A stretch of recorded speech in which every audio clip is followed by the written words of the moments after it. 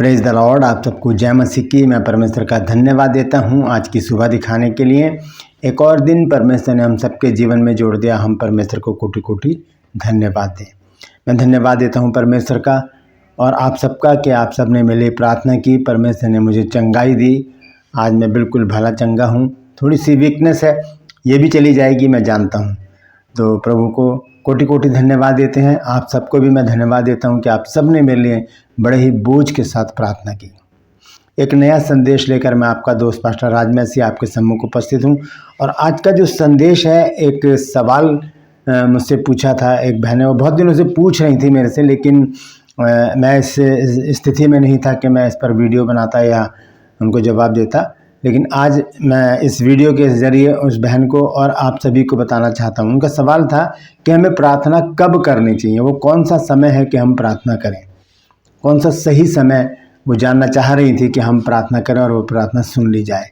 तो आज हम इस विषय पर बातचीत करेंगे और बहुत अच्छा टॉपिक है ये। हमें जानना है कि हमें कब प्रार्थना करनी चाहिए। आज 7 बातें आपके साथ मैं शेयर करूँगा। इन 7 बातों को आप नोट कर लीजिएगा। आप इसे अपने चर्च में या कहीं पर भी प्रचार भी कर सकते हैं कि हमें प्रार्थना कब करनी चाहिए। तो बने रहिएगा मेरे साथ, पूरा संदेश सुनिए और इसे शेयर भी कीजिए ताकि बहुत से लोग इन बातों को जानें कि हमें कब प्रार्थना करनी चाहिए। Praise the Lord.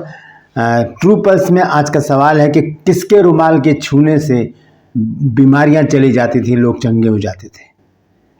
रुमाल और अंगूछे को छूने से क्या हो जाता था, लोग चंगे हो जाते थे, दुष्ट आत्माएं चली जाती थी। अगर जानते हैं तो कमेंट्स में लिख दीजिए, नहीं तो डिस्क्रिप्शन में आपको इस सवाल का जवाब मिल जाएगा। मैं आपको हिंट दे दूं, ये प्रेरितों के काम की पुस्तक में लिखा हुआ है। Praise the Lord. मैं आपसे गुजारिश करता हूं, मेरे इन चैनल्स को सब्सक्राइब कीजिए, बेल आइकन को दबाइए ताकि नोटिफिकेशन आपके पास पहुंचे। नया वीडियो, नई जानकारी बिना व्यवधान के आपके पास पहुंच जाए। मेरे वीडियोज़ को लाइक कीजिए, शेयर कीजिए और कमेंट्स बॉक्स में आकर मुझसे ज़रूर बातचीत कीजिए। Praise the Lord. अब मैं जैसे कि आपको लगातार बोलता आ रहा हूं कि जो दर्शन है मेरा, उसमें आप लोग शामिल हैं। कल बहुत से लोगों ने, बहुत से बहन भाइयों ने मुझे इनकरेज किया और कहा कि ये परमेश्वर का दर्शन है, ये परमेश्वर ही पूरा करेगा। हाँ, ये सच बात है। इस पर मैं आमीन बोलता हूँ कि ऐसा ही हो। परमेश्वर इस दर्शन को जल्द से जल्द पूरा करे। लेकिन हम सब मिलकर इस दर्शन की खोज में लगेंगे, इस दर्शन को पूरा करने का प्रयास करेंगे और परमेश्वर से प्रार्थना करते रहेंगे। अगर आप मेरी मिनिस्ट्री के लिए और इस चैनल की ग्रोथ के लिए कुछ हेल्प करना चाहते हैं तो मोस्ट वेलकम। आपको परमेश्वर इसका 100 गुना लौटा कर देगा। और इस चैनल के विषय में आप और लोगों को भी बताएं ताकि और भी लोग हमारे साथ जुड़ें और इन सच्ची बातों को जान सकें, क्योंकि हमारी जिद है सच को फैलाने की। Praise the Lord. मैं आपसे गुजारिश करता हूं कि निरंतर प्रार्थना में लगे रहें, प्रार्थना करें मेरे लिए कि परमेश्वर मुझे जल्द से जल्द और सामर्थ्य दे, क्योंकि अभी वीकनेस है। तो ये वीकनेस दूर हो जाए और मैं परमेश्वर के काम को फिर से शिद्दत के साथ कर सकूं। Praise the Lord. आइए एक छोटी सी प्रार्थना करके आज के वचन को हम शुरू करेंगे। मेरे साथ प्रार्थना में शामिल हो जाइए। जीवित और महान दयालु पिता परमेश्वर, हम तेरा धन्यवाद, तेरा शुक्र, तेरी तारीफ, तेरी बड़ाई करते हैं प्रभु, क्योंकि तू इस योग्य है। धन्यवाद देता हूं प्रभु जी आज की सुबह दिखाने के लिए, और विनती करता हूं प्रभु आज के वचन को शेयर करने में भी मेरी मदद सहायता कर। मेरे होठों को, मेरे दिल दिमाग को छूकर ब्लेस कर। मेरी आत्मा, मेरा शरीर तेरे ही कब्जे में रहे प्रभु, ताकि बोलने वाला मनुष्य नहीं बल्कि तेरा आत्मा हो। जो भी गुड़ भेद की बातें आज के इस वचन में छिपी है वो हम पे प्रकट करना प्रभु, ताकि प्रभु जी हम उन बातों को जाने और उसी के अनुसार अपने जीवनों को व्यतीत करने वाले बन सकें। जितने लोग इस वचन को देख रहे हैं, सुन रहे हैं, उन सब पर मैं तेरी आशीष बोलता हूँ प्रभु जी। हर एक को आशीषित कर।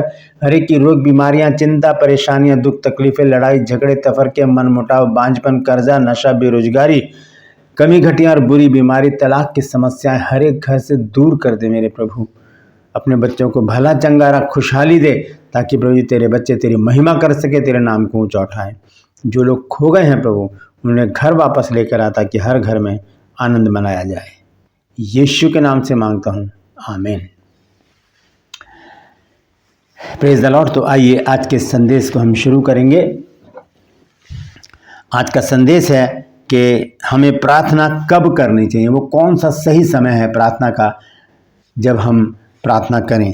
तो सवाल तो बहुत अच्छा है, इसका जवाब भी है। तो सबसे पहले हम देखेंगे कि प्रार्थना जो है वो उसका अर्थ क्या है। प्रार्थना का अर्थ है मनुष्य की आत्मा का परमेश्वर से वार्तालाप करना। मनुष्य की आत्मा का, शरीर का नहीं, आत्मा का परमेश्वर से वार्तालाप करना या बातचीत करना, तो इसी का अर्थ है प्रार्थना। तो हम प्रार्थना का अर्थ है परमेश्वर से बातचीत करना। तो इसी संदर्भ में हम देखेंगे, आज 7 बातें आपके सामने रख रहा हूँ।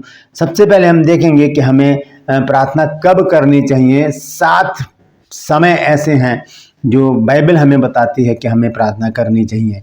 सबसे पहले हम देखते हैं प्रातः काल, यानी कि सुबह सुबह हम उठकर जब प्रार्थना करते हैं तब परमेश्वर क्या करता है, हमारे पास आता है। सुबह सुबह दिन के ठंडे समय हम देखते हैं भजन संहिता 5 अध्याय और उसके 3 पद में क्या लिखा है, यानी क्या, हे यहोवा, भोर को मेरी वाणी तुझे सुनाई देगी, मैं भोर को प्रार्थना करके तेरी बाट जोहूँगा। भोर, सुबह सुबह जब पौ फटती है, जिसे डाउन कहा जाता है इंग्लिश में, सुबह सुबह का समय वो प्रार्थना का समय, उचित समय है। जब हम प्रार्थना करेंगे तब परमेश्वर उस प्रार्थना को भी ज़रूर सुनेगा। दूसरा पॉइंट है तीनों पहर, सुबह दोपहर शाम। सुबह दोपहर शाम हमें प्रार्थना करनी चाहिए। देखेंगे हम भजन संहिता 55 अध्याय और उसका 17 पद। भजन संहिता 55 अध्याय उसके 17 पद में लिखा है, सांझ को, भोर को, दोपहर को, तीनों पहर मैं दुहाई दूंगा और कराहता रहूंगा और वह मेरा शब्द सुन लेगा। शाम को, दोपहर को और भोर को, तीनों पहर, सुबह दोपहर शाम, तीनों पहर प्रार्थना का समय है। जैसे मैंने शुरू में बताया, सुबह सुबह हमें प्रार्थना करनी चाहिए, पौ फटते ही, आँख खुलते ही हम प्रार्थना करें।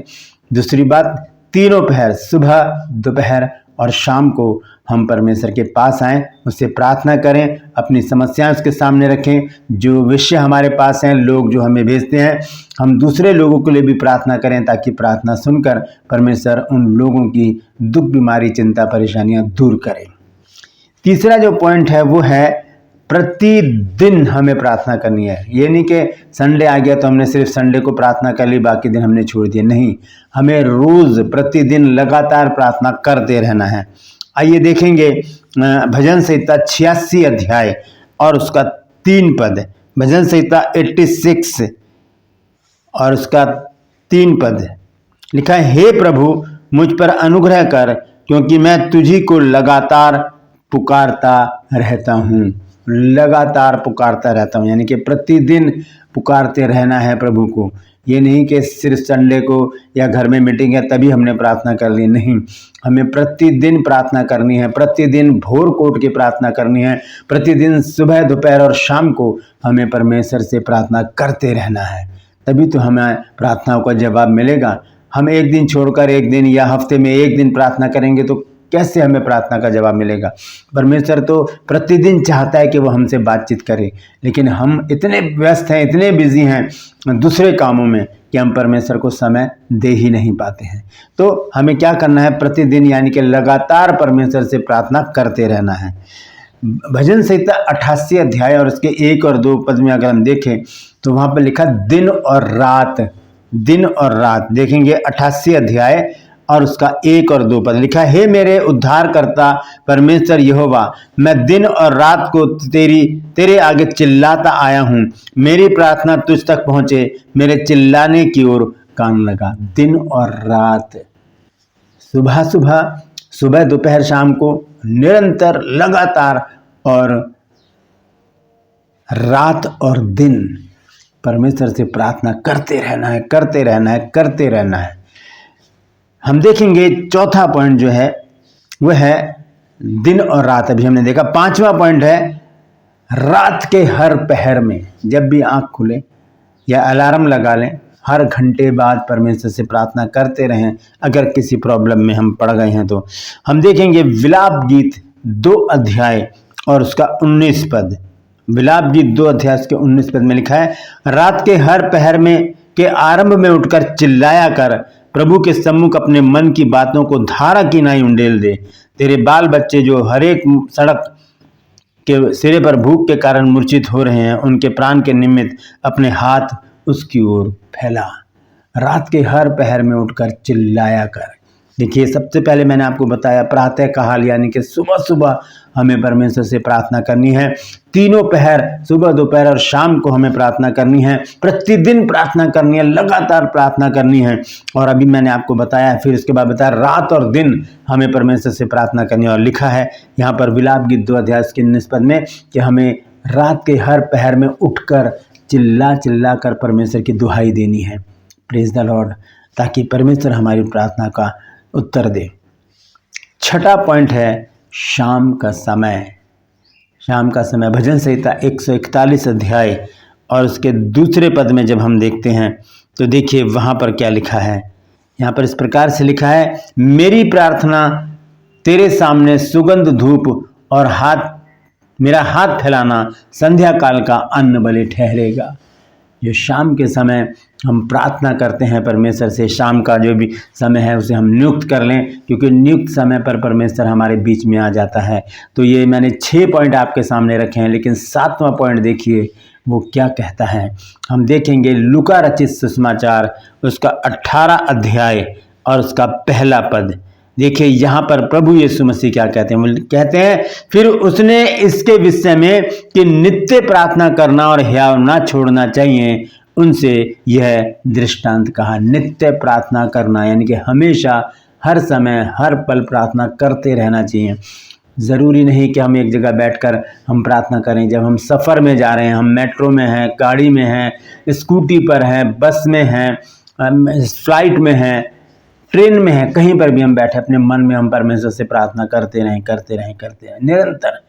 एक दृष्टांत भी यीशु मसीह ने बाद में कहा है कि एक विधवा है, वो बार बार एक ऐसे न्यायी के पास जाती थी जो कठोर था, जो परमेश्वर से भी नहीं डरता था, और वो बार बार जाकर उससे कहती थी कि मेरा न्याय चुका। तब उसने कहा कि तो मेरे नाक में दम कर दी थी, मैं तो ना मनुष्य की परवाह करता ना परमेश्वर से डरता, लेकिन इसने मेरे नाक में दम कर रखा है, मैं इसका न्याय पहले चुकाऊंगा। तो हम भी ऐसा ही करें, निरंतर प्रार्थना करते रहें, हमेशा प्रार्थना करते रहें। सुबह सुबह उठ के प्रार्थना करें, सुबह दोपहर शाम को प्रार्थना करें, लगातार प्रार्थना करें, दिन रात प्रार्थना करें, रात के हर पहर में उठकर प्रार्थना करें। प्रार्थना प्रार्थना प्रार्थना हम करते रहें, क्योंकि ये कोई बोझ नहीं है प्रार्थना करना कोई इसमें कोई पैसा खर्च नहीं होता, ना ही ये वो काम है जो हमें ज़बरदस्ती कराया जाता है। ये हमारी इच्छा है, ये हमारा कर्तव्य है, और ये हमारा प्रेम है परमेश्वर के प्रति कि हम परमेश्वर से बातचीत करें। जैसे कि एक परिवार में बाप अपने बच्चों से बातचीत करता है, बच्चे बाप से बातचीत करते हैं, वैसे ही हमें भी परमेश्वर के पास आना चाहिए, परमेश्वर से प्रार्थना करनी चाहिए। तो जो सवाल बहन ने पूछा था कि हमें प्रार्थना कब करनी चाहिए, मैं समझता हूँ कि उनको इस सवाल का जवाब मिल गया होगा।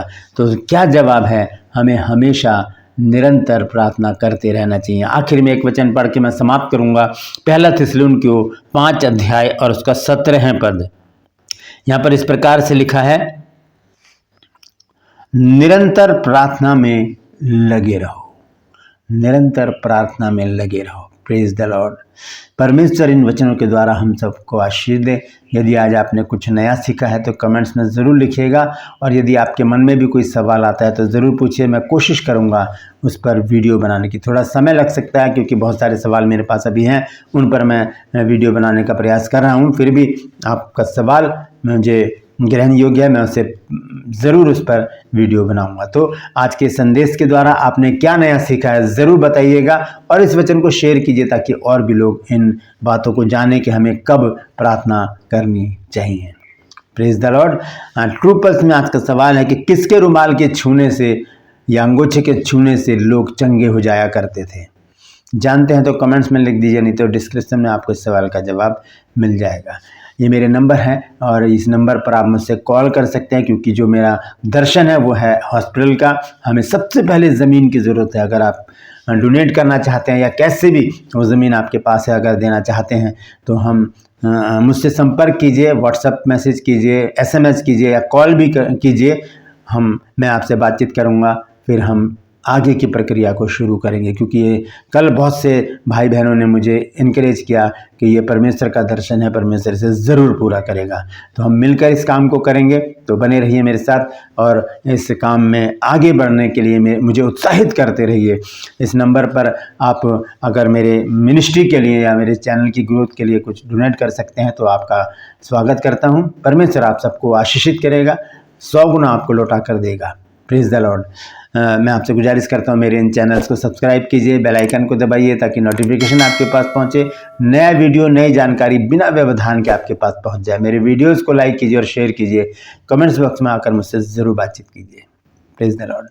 आज के लिए बस इतना ही, फिर मिलूंगा एक नए संदेश के साथ, एक नया वीडियो लेकर। तब तक के लिए मुझे इजाज़त दीजिए, लेकिन अपना और अपनों का ख्याल रखिए और निरंतर प्रार्थना में लगे रहिए, क्योंकि प्रार्थना का जवाब हमें ज़रूर मिलता है। और मेरे दर्शन के लिए भी प्रार्थना करें कि प्रभु जल्द से जल्द उसे शुरू करवाए, ताकि हम जो भी समय परमेश्वर ने मुझे दिया है हॉस्पिटल को बनाने का, उसमें हम जल्द से जल्द उस काम को कर सकें। Praise the Lord. परमेश्वर आप सबको आशीषित करें।